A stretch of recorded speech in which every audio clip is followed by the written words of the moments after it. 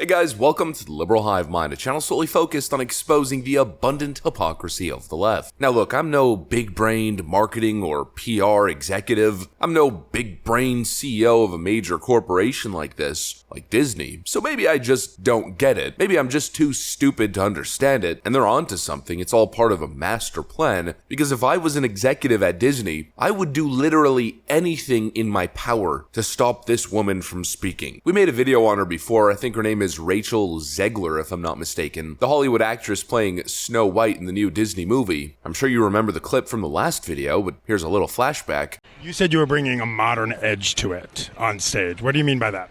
I just mean that it's no longer 1937, and we absolutely wrote a Snow White that is not going to be saved by the prince. She's not going to be saved by the prince, and she's not going to be dreaming about true love. She's dreaming about becoming the leader she knows she can be, and the leader that her late father told her that she could be if she was fearless, fair, brave, and true.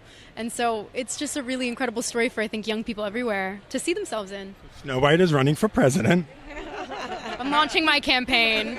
Yeah. As if that wasn't bad enough, essentially telling us that the new modernized premise of the movie is Snow White don't need no man. Men are a bunch of useless pigs, don't you know that? This is a story of Snow White becoming the leader that she knows she can be. You know, the issue isn't women becoming strong leaders. Of course, there's no real problem with that. It's the hyper-aggressive, divisive feminist messaging that men are useless and unneeded, and a destruction of a beautiful old love tale that for some weird reason is a problem in the modern day. Makes absolutely no sense whatsoever. But anyways, without rehashing the last clip, we got another one, and it's even worse than the last. This Rachel Zegler person, I think, is single-handedly going to tank this movie at the box office. Let me show you guys exactly what I mean by that. We got some stuff to get into, so let's roll the tape. Alright folks, so here's the new clip that everyone's talking about. Again, the question applies, how is Disney letting this actress speak to any media outlets? Take a look at this. I mean, you know, the original cartoon came out in 1937, and very evidently so.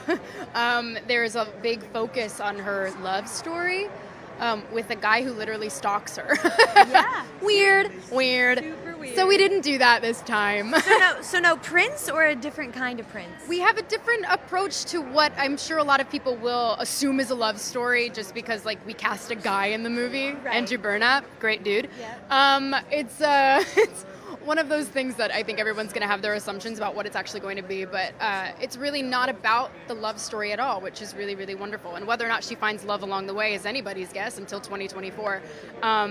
All of Andrew's scenes could get cut. Who knows? It's Hollywood, baby. This woman is a walking, talking PR disaster for Disney. She's essentially claiming that the prince was a creepy stalker, and even suggests that, who knows, all of his scenes could get cut by the final edit of the movie. You know, if the woke PR image of the new Snow White wasn't bad enough, well, it just got worse. How is this the kind of messaging that we should be promoting to young boys? That you're expendable, that you're useless, that you're trash. If you pursue love, then you're a stalker and should be condemned. And even then, it's not justified on the other side. How is this the kind of messaging that should be promoted to young girls and young women? And men are creepy stalkers and the rest of it, the same thing. Between this and the Barbie movie, it feels like there's a concerted effort to destroy the dynamic between men and women. The motive has to be something sinister. There has to be some power grab element. There's something going on here. Because obviously the intention isn't to make a good movie. They're alienating millions of people with this absolute nonsense. I mean, take a look at some of the comments in response to this clip. This Twitter user writes, "While we're making changes, let's make the stepmother win this time. The more she opens her mouth, the less I like this actress. She's a walking turnoff. She's so smug and arrogant for a nobody that won't be able to get an acting job after this." Well, that I'm not so sure. I think every woke production is going to be dying to hire her. But anyways, the point is, through their marketing of this woke Snow White nonsense, they're obviously alienating a good chunk of the audience. It makes you question what's the motive. Clearly, the motive here isn't to make an amazing movie that appeals to everyone. The motive of the movie is propaganda, to change society and culture in their vision, to further promote the destruction of the family unit. And obviously you can tell the whole thing's coordinated because they push this third wave feminist propaganda on the strongest IPs.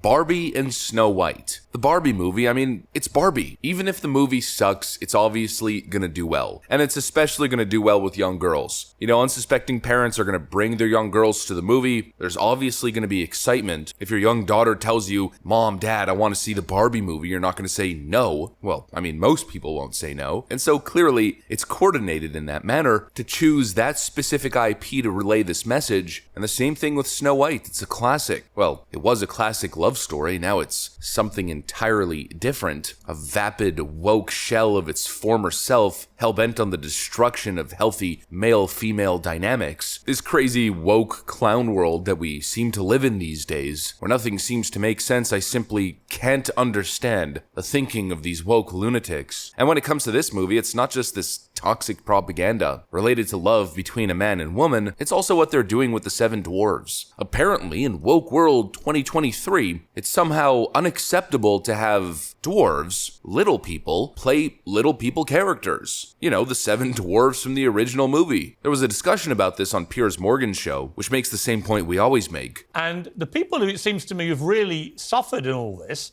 are the 6 dwarf actors who would have expected to have roles in this remake in a massive Hollywood blockbuster, who are now not going to have that experience, or the money, or the fame that may have come with that. What is your response to that? There are actors, dwarf actors, that live, that dream to be in a major motion picture, such as this Disney remake. And now, because Peter Dinklage said what he said last year, now it's taken away. And it's taken away because of quote unquote progression and all that. And it's not right, because these are roles made for actors of my stature, roles that aren't ever really given. I can't go out for the Harrison Ford or the George Clooney roles, because that's not for me. These dwarf roles are for people of my stature. Right. And now it's taken away.